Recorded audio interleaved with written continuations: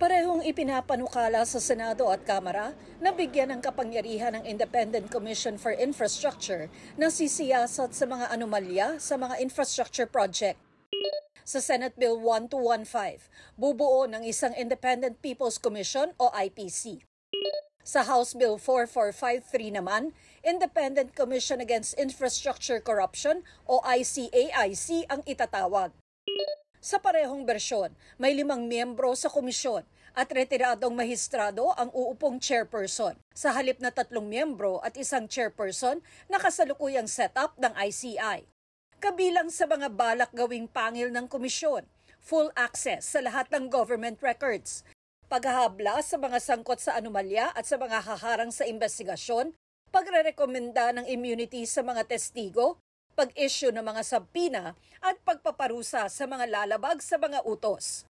Nung nag-refuse na yung mga Diskaya to cooperate with the ICI, nakita naman natin na talagang kulang na kulang sa authority ang ICI at kinakailangan nating madalihin ito. Nakareses ngayon ang Kongreso at magbabalik sesyon sa November 10. Panawagan ni House Senior Deputy Minority Leader Edgar Erice para maipasa agad ang panukala. Magpatawag si Pangulong Bongbong Marcos ng special session ng Kongreso.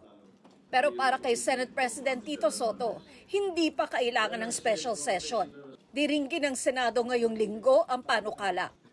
Kung makakapag-hearing naman, pagdating ng November 10, i-report out agad. Kasi mag-special session ka, pagkatapos baka walang quorum. Paano kung hindi maisabatas ang panukala? Parang paper tiger dahil una, hindi naman talaga independent dahil nagpapasweldo yung executive branch ang ating Pangulo. Anytime pwede niyang i-abolish to.